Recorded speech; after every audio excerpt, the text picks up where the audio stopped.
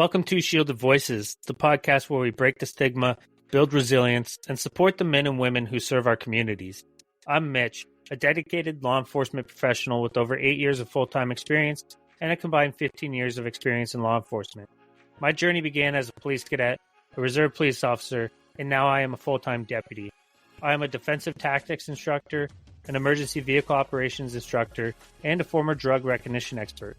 Now, I'm here to share the conversations that matter the most. And I'm Brian, a deputy with over 15 years of service. I bring my experience as a defensive tactics instructor, emergency vehicle operations instructor, field training officer, a member of the riot team, as well as the narcotics team as a liaison. I'm also a veteran of the United States Army, and I am passionate about faith, family, and supporting our brothers and sisters in law enforcement. Together, we're here to share stories, insights, and real talk about the challenges and triumphs of life in law enforcement. Whether it's breaking down the barriers around mental health, reflecting on our own shared experiences, or providing tools for growth and recovery, we're here to have the conversations that matter. Our goal is simple: to support first responders, foster open communication, and remind everyone in this community that they are never alone. This is a space for growth, connection, and building stronger voices together. Thank you for joining us. Let's dive into today's episode where we continue to break the silence.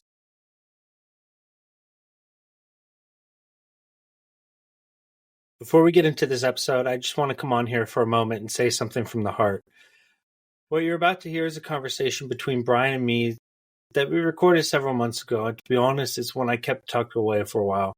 Not because it wasn't meaningful, but because it was hard.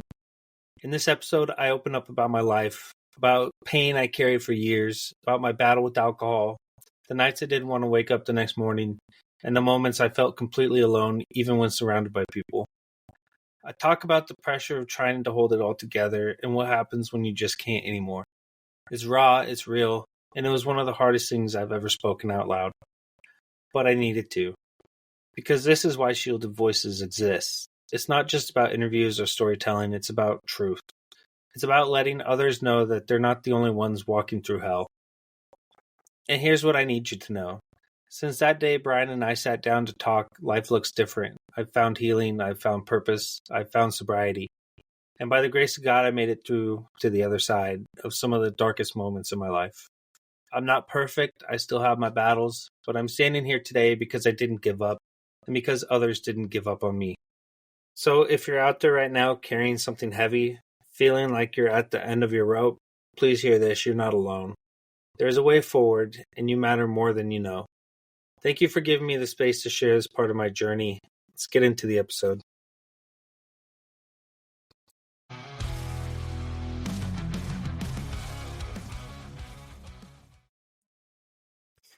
Hey guys, it's Brian and Mitch. Welcome to an episode of Shield Voices. We're going to call this the Rando episode. Mitch and I are literally just going to sit and chat. His wife is in the room doing taxes, apparently. So what happens. We're just going to chat and see where this goes. So whatevs. I do have a question for you, Mitch. Go for it. Are you insecure? Like every time I see you, you have a hat on. Are you insecure? No, it's mainly just because it's messy. Oh, it's because you've got like the flowing ginger blonde locks. Oh, I got You should thick be proud hair of too. those. Oh, You I got know. what? Thick hair. Mm-hmm. It's luscious. Yeah, you look like Justin fucking Bieber right There we now. go. Like, do your hair flip. Exactly. I tried growing a mullet once. It looked good for a while, but I started getting funny looks. Bro, I have got to show you. Maybe I have. I don't know if I have many more, but I've got a buddy of mine I went to high school with. God, I don't know, 5 or 6 years ago, sent me like pictures of pictures. Like took a picture of a Polaroid with his phone, and it was Pictures all of you? Yes, from us in high school when I was 16 or 17. And I'm telling you, man, straight business up front and party in the back. Blonde hair, perfect spiked feather on the top, and a badass bi-level mullet in the back. Blonde hair with my leather jacket, my peg leg jeans that they call skinny jeans these days. I would pay good money to see Brian with hair. Oh, bro, stand by. I don't know if I still have them. I don't think I have them on this phone, if I'm being honest. I don't. As I'm scrolling, I know I don't. They're on an old phone. How often did you shave your entire body? I don't shave my entire body. You keep saying that. How often do you wear a man thong? Once in a blue moon? How often is a blue moon, Mitch? Is that once a week, once a month? For those of you that are listening, it was established some time ago that for comfort and cuddly reasons, Speed Mitch and likes agility. to wear man thongs. So Once I in a don't. blue moon. Yeah, I get good. More power to you. That's Maybe my good. wife likes it. Do you, wife? Do you like it? Be honest. Shaking her head, yes. No, no. Because it's weird. It's comfortable. Okay, you wouldn't understand. It gets covered in turd, and you know it. I should tell you about Guy's camping trip when I broke out the man thong. You did not. Oh, I swear to God. Like just walked out in a man thong? Yep. Went to the tent, changed, came back out. I love it. Scared some folks off, though. What's that? Scared some folks off. I bet. Were you guys at a public campground? Yes. Yeah, I could see, like, if you're in the National Forest, like when we go camping, it's just, we don't camp around people. We're in the middle of the National Forest. We've got places that we love to go when nobody's around, and, there's no, it's 10 o'clock. You need to douse your fire. Go fuck yourself. No, I'm not dousing my fire. I don't have any pictures on this phone. I'm scrolling as we look to see if I'll get them to you. What's so funny? My wife is laughing. Why? What's funny? Where's your camera? Facing me.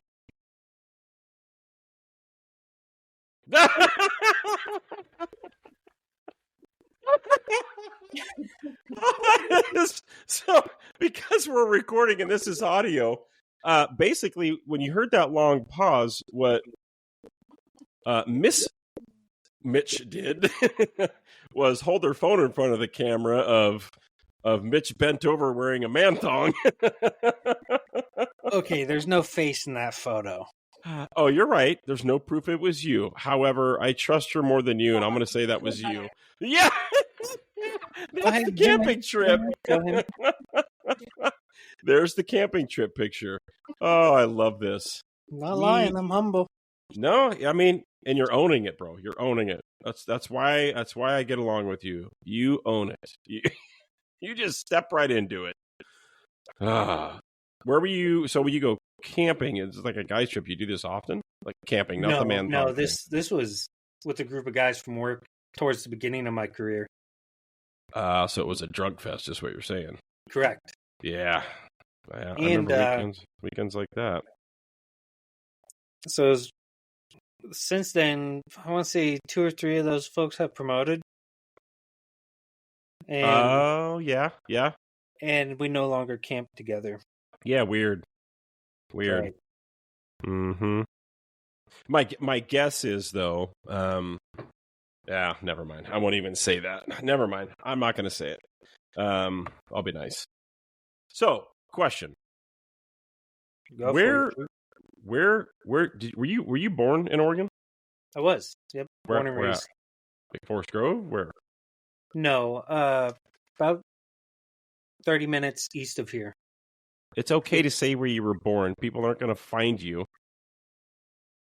I was born in Hillsboro. Oh, okay. Got you. And grew up out there? I did. So, born in Hillsboro, stayed in Hillsboro my entire childhood life, and then I moved out when I turned 18, and lived in Beaverton, a few places in Beaverton. Then, I think it was 2019 is when we bought our first house out here. Well, hold on, back up. So like growing up, did you play sports, or were you in the chess club? So I played sports only in elementary school and middle school. During high school, I took a different path, but I played baseball. I tried basketball, but I'm too short, and at the time I was too chubby. Right. I wrestled for a little bit, and I played football. What was the path you took in high school? I started auto shop. Yeah. So I felt like it was more hands-on, more learning, because I learned with my hands rather than sticking my face in a book. Kinesthetic learning. It's funny, most people in our profession are kinesthetic learners that way. Yeah. hands-on learners, which is why you're an instructor as well. Yeah. I actually reflect on it quite a bit. My high school, Yeah. my time spent in high school, I feel like auto shop was a waste of time. I did take away some stuff from it. However, I never followed a career path doing anything automotive related. No, but you have a skill set though, That's true. right? I Sure. mean, you got something you can fall back on. You have a skill set or let's say a foundation. Like I mean, I took wood shop and metal shop. I didn't. I mean, I did. I guess later in life, I worked at a metal fab shop for a little bit, and I had some knowledge of it, but it wasn't ultimately my career or anything. Yeah, Like, I took wood shop in middle school. yeah, That was the first time I ever got hit in the face too. Was waiting for wood shop. by another kid. Yeah, Oh, I got to hear this. What happened? I was super obnoxious when I was a kid. Shocking. Super high energy. Yeah, One second. What do you need? it's all right. So you're hanging out, getting ready for wood shop, and got the shit kicked out of you. Well, I wouldn't say the shit kicked out of me. I'm sitting on a desk outside of the wood shop classroom, and this kid, I didn't really like him. I was kind of rude to him. I kept pushing his binder off of the desk, and he'd pick it up, put it back on the desk. I just throw it across the hallway. This is middle school, like seventh grade. Yeah. And it was a thick binder. I'm talking 3.5 inches thick. One of those not padded, but cloth binders that zip up. Yeah. Third or fourth time I threw it down the hallway, he picked it up, walked up to me, and took it and just smacked me as hard as he could right in the front of my face with it. Because you were bullying him. Oh, yeah. Busted my nose, and that taught me a lesson. Did it? Good. Yeah. Did you guys ever squash it and ever talk about it like later in life? No, we didn't. It was just kind of in the moment thing where he busted my nose and went to the bathroom, bled out. Right? Called it good. Learned my lesson. Jesus. There's So none of that teacher telling or anything like that. No, God, back in those days, no. I mean, now, like, kids are taught to curl up in the fetal position and wait for a teacher to break the fight up. Yeah. Because if you defend yourself, this happened with my son a couple of different times. Once in middle school, and knocked the hell out of a kid because they were bullying a special needs kid, and my son was like, "Yeah, no, nope, not going to happen." And this was kind of right in the beginning when my son started training martial arts, mixed martial arts, jiu-jitsu, boxing, Muay Thai, Kempo, stuff like that. Started coming to the gym with me. Yeah, I think it was 8th grade, and same kind of thing. He got in trouble, of course, and then in high school, actually, I mean, he fucked a kid up pretty bad, and rightfully so. Like they'd been a group of kids had just been messing with them, and they finally put hands on them, and you don't do that. And what's great is it's right in front of the weightlifting room, so there's a camera. Caught it all. Knocked this kid flat on his ass, because by this time he's a junior, gonna, like, it was the last day of school. And he's a big kid, and he's very trained at this point, and he's not a fighter kid. He doesn't pick fights. He doesn't do that shit. Knock this kid on his ass, and you see this kid get up, and you see my son stand there with his hands out, like, "Stay down, dude. Stop. Just stop." And the kid came at him again. Sidestep, left jab, sidestep, right cross, and I mean, blasted this kid. Set him on his ass. Taught him a lesson. Yep, taught him a lesson. But again, he got in trouble for it too, even though he was defending himself, and that's the way the schools are. But yeah. So going back to sports, yeah, you played chess, and you were in the drama club. No, I growing up was the whole reason I played sports was because my dad wanted me to. It was never really a passion that I had. I think I would have had more passion if it was something that I wasn't forced into doing. Because I'm guessing your dad played sports growing up? Yes. Oh, yeah. All the way through high school. Very athletic, yeah. And then it was forced on you. What made you, I mean, was he cool with it by the time you got out of middle school? Just like, yeah, I'm not doing this? Oh, no. No, he wasn't? No, he was pretty upset that I didn't want to do that, that I wanted to take a different path. So, my Well, dad was old school. well, yeah. Yeah, I mean, your dad's not much older than I am. No, and I could imagine disappointment. Your father's excited that you're doing these things. It's like with me with my son, right? I get excited, and then to be told no, I don't want to do this. I could imagine how It that would hurts. affect him. Yeah, it hurts a bit. It's but on the flip side, it's hard. You got to be supportive of that. It's like our kids want to take a different path. Okay, well, how can I support you in that? As Yeah, long as it's the right a narrow path, a straight path, not sure. And doing then if crazy you want to shit. go even deeper, all that bonding time. Hey, let's go throw a ball in the front yard. Yeah, That's something that we would do. We'd throw the football. We'd go to practice together, and then be told, no, I don't want to do this anymore. No, I don't want to go out and throw a ball with you. I could imagine how hard that would be. yeah. What's crazy. My son's 27. I still play catch with my son. I can't remember the last time I threw a ball or. Yep.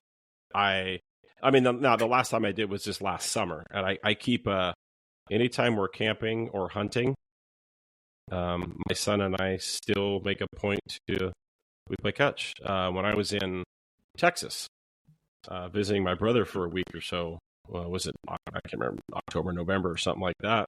Same thing. He's my older brother.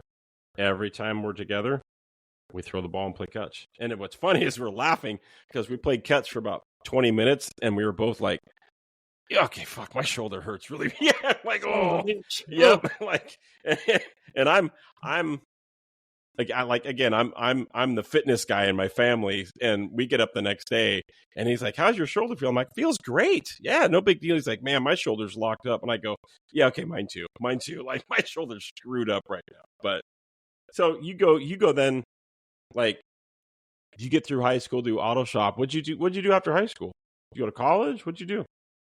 I did some college. So towards the last 2 years of high school, that's when I joined the cadet program. Okay. So I set my path towards law enforcement. I went to some school to be a drug and alcohol counselor. I pretty much did all the prerequisites.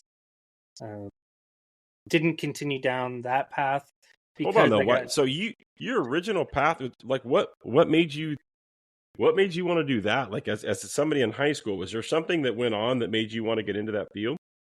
There were a couple things. Number one thing being, hey, don't get a degree in criminal justice if you want to be a cop. Yeah. And then Pointless. Number two is addiction runs my family.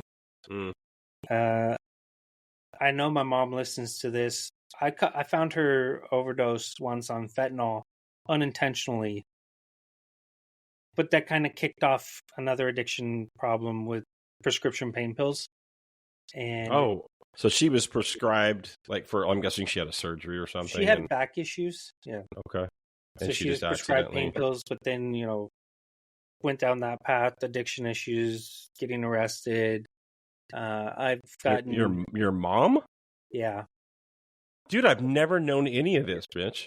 Yeah, when I was a cadet, right, I might have been a reserve at the time, reserve or cadet. Mm-hmm. The agency that I was with actually went to my parents' house to arrest my mom on an outstanding warrant and saw a picture of me and recognized me as a cadet or reserve. Correct.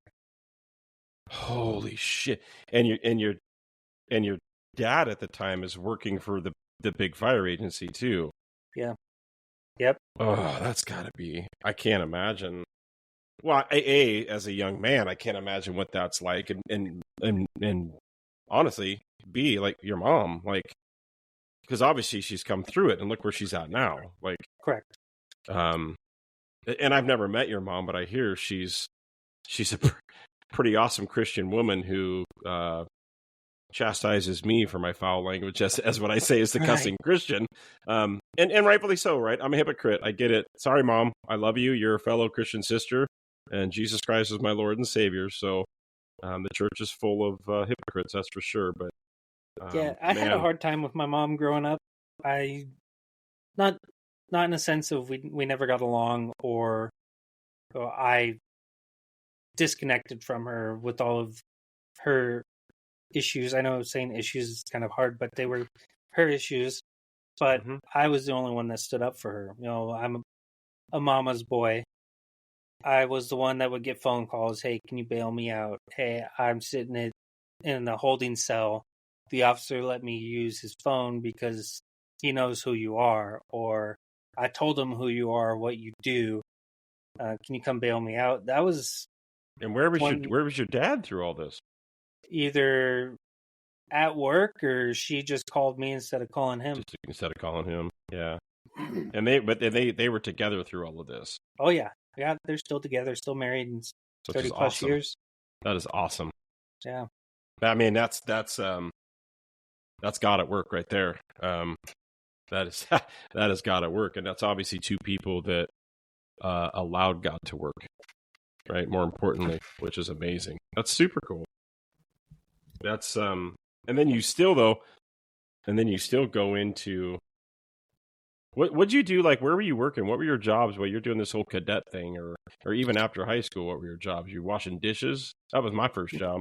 I was working building maintenance for one of the largest park districts in this county. Oh, So I was working building maintenance there. I got hired on as an intern for park security. mm-hmm. At the time, it was ran by a retired sergeant who wanted to run it like a mini police department and was teaching the interns and the guys that were getting paid for park security, was teaching them to become cops, to fill That's those cool. roles as reserve police officers or get hired on full time. Mm-hmm. So it was another stepping stone on top of the cadet and reserve program. So I worked building maintenance and then got hired on park security for the same park district. There were a couple odd jobs that I had. At one point I wasn't employed doing building maintenance, so I worked at a wafer polishing factory. So making like for computers and shit. Yeah, yep. Yeah, got you. Okay. So I worked in a clean room doing that for a couple months. They wanted to promote me to a supervisor, but that's when I got offered a full-time job at the park district. Oh, interesting. So when I kind of a jack of all trades. Yeah, when I turned 21, I aged out of the cadet program, got a phone call within a couple days saying, "Hey, do you want to be a reserve police officer? You're 21 now." I didn't have an interview. It was basically handed to me. Really? Yeah. So was that when you came through the Reserve Academy that I taught? That's when that all took place? Correct. And that was with that city agency. Correct. Yeah. And your wife was with our agency, right? As a reserve. No, she was with a different city agency? Correct. Yeah, she was a cadet with them. Okay. And then was going through, after I went through the reserve program, she was going through the reserve program too. Yeah.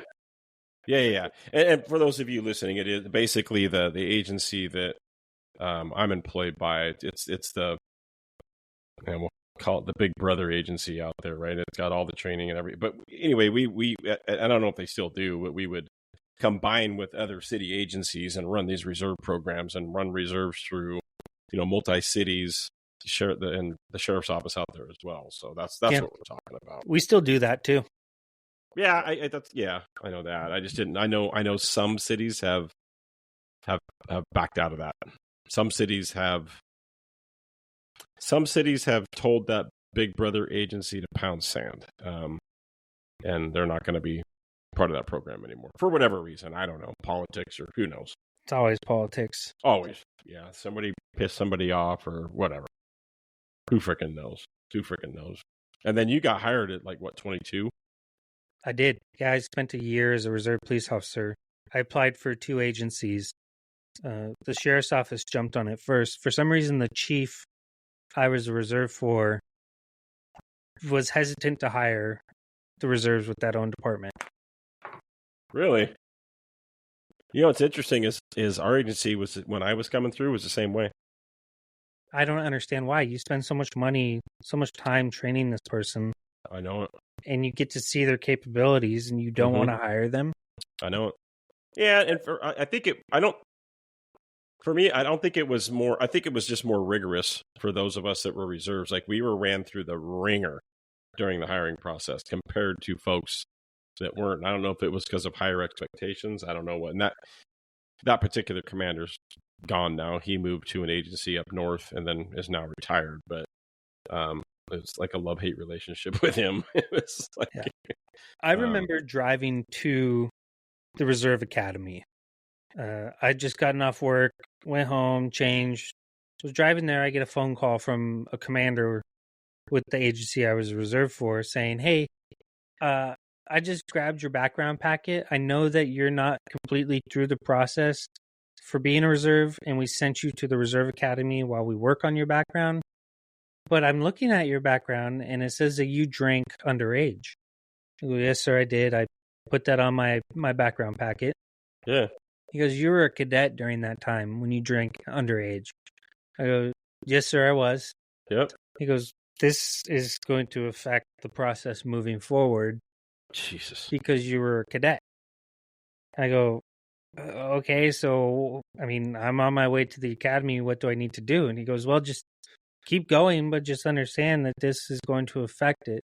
The next day, I get another phone call from a commander saying, "Hey, that other commander just picked up your packet off my desk and took it upon himself to go through it and brought up with me that you drank underage as a cadet.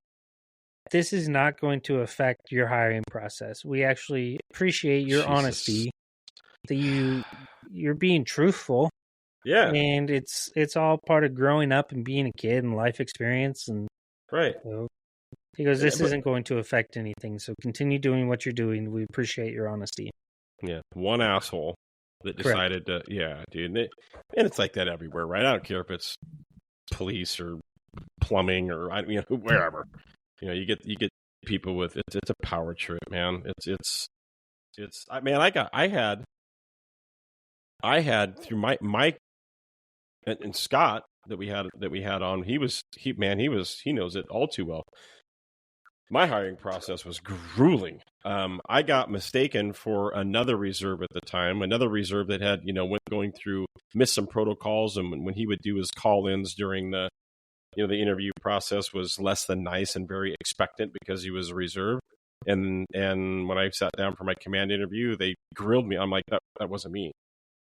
I don't even know what you're talking about. I will absolutely apologize. Well, you damn well better apologize and blah. And I'm like, holy crap. And I remember, dude. And I had to call this, the lady that we had to check in with. I had to call her and be like, hey, I won't say her name, but I'm really sorry. Apparently, our last phone conversation about setting up a job shadow ride along, I guess I was rude, or she's like, what are you talking about? And I'm like, I was told by the commander. I literally just walked out of his office, and that I was, expectant and beside myself that I would even have to waste my time doing a job shadow ride along when I drive a police car every weekend. And she's like, no, that wasn't you.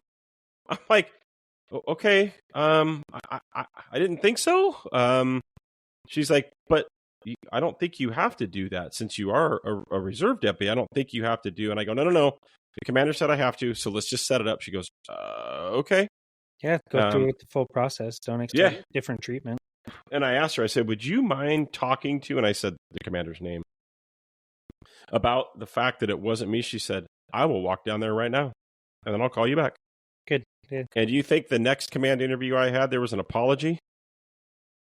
Of course not. Hell no. Nope. Nothing even. Well, I guess, that one got by us. Okay. Guys, he was a dick. Yeah. Loved him, but he was a dick. Yeah. We kind of sidetracked, which is fine. Let's go back to my family dynamic.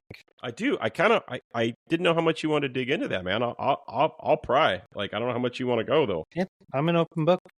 Well, let me hear more about how old were you when you started noticing this stuff with, like, what was your childhood like? Mom and dad been together 30 plus years. What was you have siblings? I do. I have one sister. She's younger than me. How much younger? About a year. Oh, okay. Okay. Are you guys close? We're a lot closer now. She had a rough time growing up with my mom. She butted heads with my mom, or our mom. She, as soon as high school was over, left to Boise and went to college at Boise State to Oh. get away from my parents. Okay. Was it pretty toxic in the household? Is that due to addictions or just the fact? I mean, I'm guessing maybe addictions on top of dad being a first responder and doing shift work. Yeah, and I think it was dad not being present all the time because of shift work. My mom was a stay-at-home mom. She never really held down a career. Mm-hmm. And I think it was probably my sister just being a teenage girl. Sure. Right. So they butted heads. She ended up leaving to Boise, kind of left me behind. And I filled my time with reserve program, a girlfriend, and then school. Right. So that was your sister escaped to college. And Correct. at that time, you're only a year older. Your escape was just reserve program cadet stuff, like being busy. Correct. Yeah. And like I said, as soon as I turned 18, I was out of the house. And living on your own, like paying rent and... Yep. I was living with my girlfriend at the time. You sinner. It was, yeah. And that relationship was toxic too. Aren't most of them at that age, though? I think so. I'd known her. Shit, I think we started dating when I was 16. She was already out of high school. So this is like, you guys were kids. Yeah, we were young. I mean, I spent 6 or 7 years with her, though. Wow, really? Yep. So starting in like middle high school and then even after high school? Correct. I want to say I broke up with her when I was 20. And about that time, I met Ashley when I was breaking up with her. Mm-hmm. How'd you and Ashley meet? She was a cadet with... I'd seen her during events when I was working the park district. And then when she was a cadet, I can still tell you the first time I ever saw her and just immediately fell in love with her. It was kind of creepy because she didn't have the same feelings at the time. She probably didn't even know who the fuck I was. Right? You're in the corner like, yeah. She's like, who's this creepy motherfucker? Yeah. So she got hired on as an intern with the park district doing the same job that I was doing as an intern. So I was kind of like a mentor to her. I call her my intern, but she wasn't my intern. She was an intern. An intern, right. Yeah. But you mentored, and I'm putting that in quotes, you mentored this girl you just wanted to get in her pants. Partially, yes. Yeah, and it worked. Let's call it what it is, Mitch. Let's call it what it is. It worked. She would give me shit all the time for the promise ring that I would wear. But we... So this was still, you're still like living with and in a relationship with this other girl at this time. Correct. And you wore a promise ring? I did. Yeah. That's very Gary. I know. Don't trust me. That sounds Gary. No offense. Me, no offense to the Garys out there. It just sounds Gary that you're wearing a promise ring. No, I loved at the time. I loved this gal that I've been dating, and that's one thing she wanted me to do. And as our relationship continued, we started growing apart. My girlfriend at the time fell into alcoholism, was drinking very heavily all the time. I mean, she's 21. But where were you with that at that point? Were you 20 at this time? I was, yeah. But drinking, I'm assuming. You have a girlfriend, you're living together who's 21. What was your drinking like? Not as bad as hers. I mean, I'm 21-year-old kid. Typical. Right. The normal. Yeah, I wouldn't, at that time, never fell into the category of an alcoholic. Right.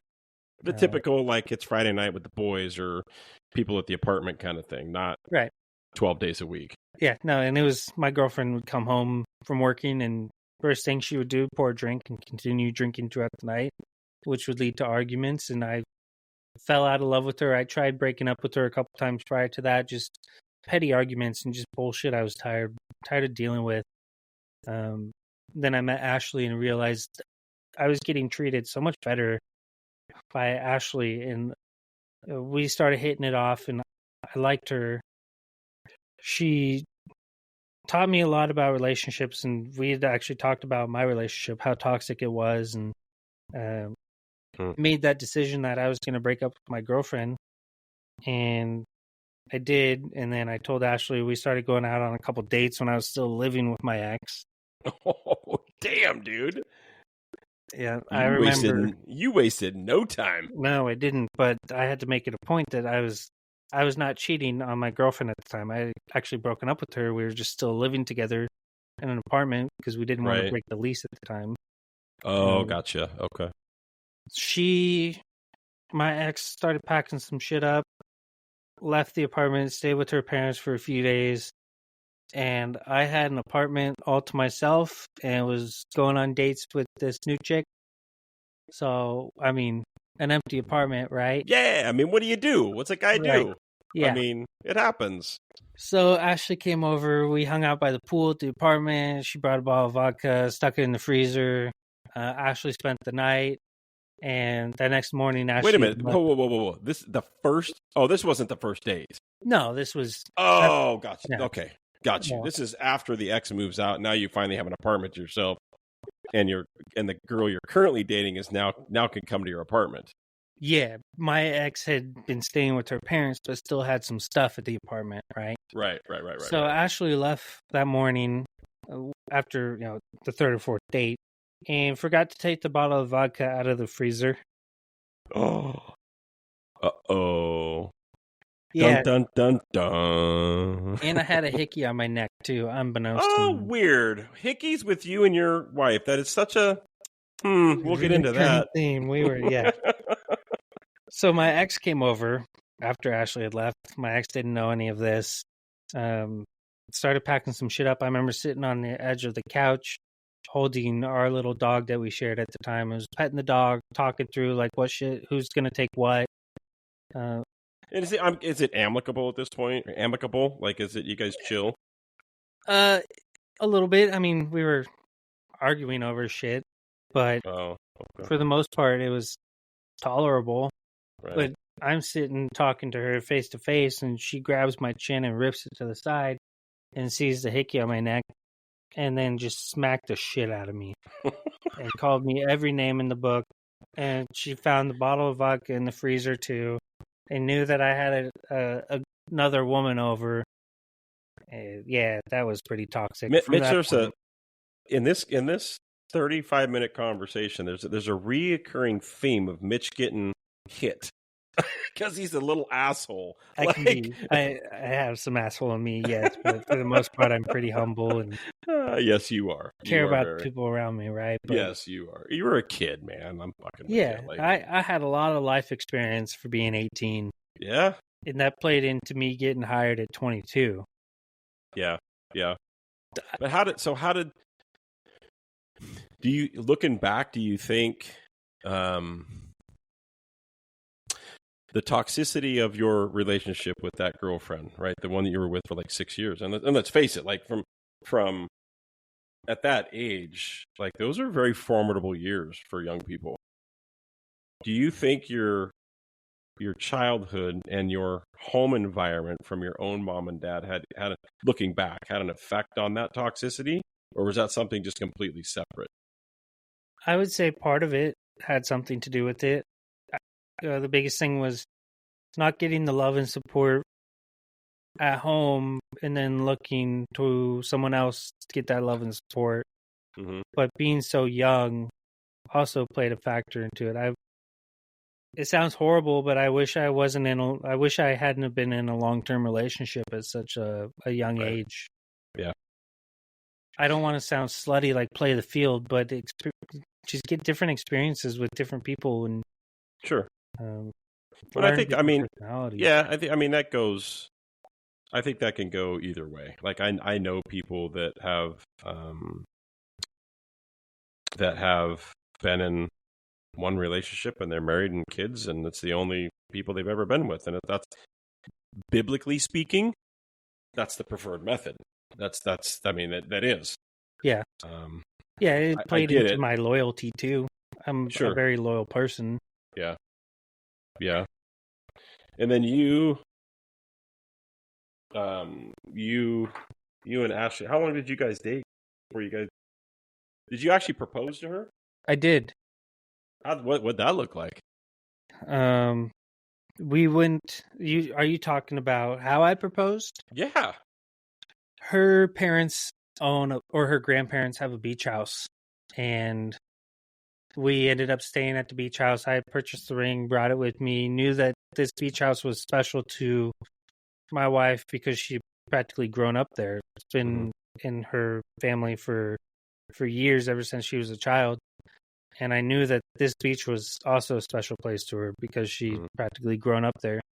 So I proposed to her on the beach, and it was pouring down rain. It was a thunderstorm. Well, Probably it's the worst Pacific night. Northwest. Of course it was raining. I was so anxious just to propose to her. I didn't care what the weather looked like. Right. I kept begging her, "Hey, let's go for a walk." She's, "No, I want to hang out at the house. It was shitty fucking weather. raining and cold. I don't want to go. Yeah, I don't want to go for a walk." I'm like, "No, let's go for a walk. It's cool weather, you know." And so we got down to the beach, and that's when I proposed. And now, were you hired on full time at this point? I was. When you proposed, you were? Yes, yeah, Okay. I was, because I proposed in 2019. I got hired 2016. Or no, I proposed. No. Fuck, it's been a while since. How long you been married? Do you even know that? We've been married since 2019. Okay. So I proposed in 2018, I believe, 2018. because we bought our first house when we weren't married. Okay, gotcha. Okay. And then I know. So how old was she? So when I taught your reserve academy, she was I think she was the very next reserve academy, right? I believe so. And then, but you were already a reserve with that city agency. She was a reserve with a different city. Yeah, she was a cadet with a different city. Because their cadet program, you could be an adult and still be a cadet. Right, but she came through our reserve academy because I taught it. Yes. Yeah. But I didn't know I didn't remember what agency I don't know if it was another city agency or with our agency. I don't know, whatever. Not that it matters. But what I do remember is, I mean, I don't know. I think maybe we're a few weeks and I don't know how far we're into this academy. This reserve academy we're teaching, for those of you that are listening. Reserve academy is Tuesday night, Thursday night, 6 p.m. to 10 p.m. and all day Saturday for 6 months. No days off. It's those 3 days. Yep. You can miss a day, but it's tough to come back from. So it's a big commitment. And I remember this female, Ashley. She's, we're starting the training day, getting warmed up, and I remember looking, I go, "What the fuck is all over your neck?" And she just turns beet red. And again, I'm like, we had a rapport. Like she'd been a student for, I want to say a couple of months at that point. I'm not sure. Yeah. I don't remember. And she's like, and this girl had hickeys. And at the time, we don't know as instructors, I have no idea who her boyfriend is. No clue. And we're like, okay, look. And her neck is covered. These are 20-something, man. These are adults. It's not professional. Nah. And y'all are adults. Like, hickeys? You did that shit when you're like 12. Like, come on. Oh, yeah. No, that's fun. And then I find out, and we told her, like, look, like, it's not professional. Like, come on. Like, we have to be the consummate professional, and we have that talk. It's like, fine, whatever. And it wasn't like, it was years later that I find out it was you. Yep. While you guys were dating.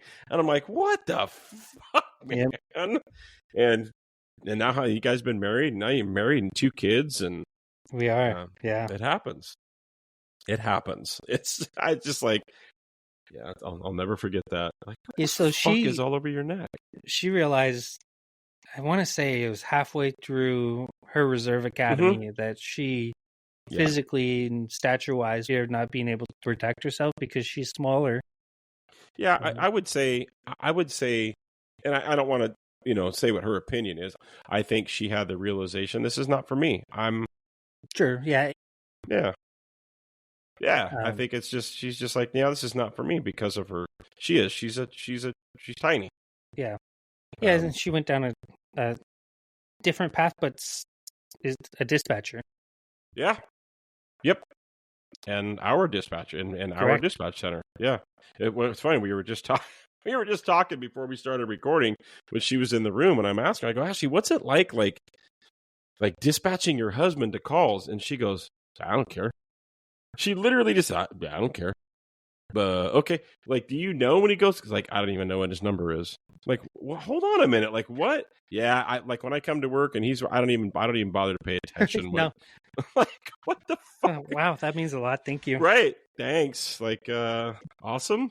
But like we were talking about, right? That's one of those things that's probably a good thing. That way she's not hyper focused on you and what's going on with you during a shift.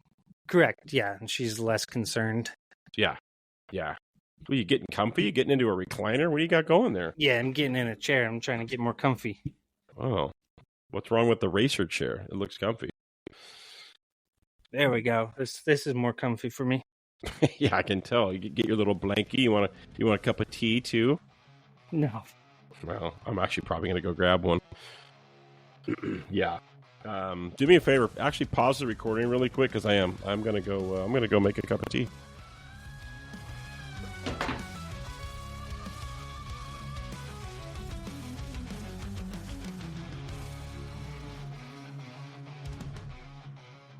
Thanks for hanging with us through this first part of the conversation. This episode was just the beginning, kind of peeling back the first layer of the story. It was important to lay that foundation, to talk through the early struggles and what life looked like on the surface. But in episode 2, we go deeper. That's where Brian and I really get into the heart of it. The darkest moments, the breaking points, and the impact it all had on my mental health, and how close things came to falling apart. It's a heavier conversation, but it's also where the healing starts to show up. So if you're ready, join us in episode 2. We'll meet you there.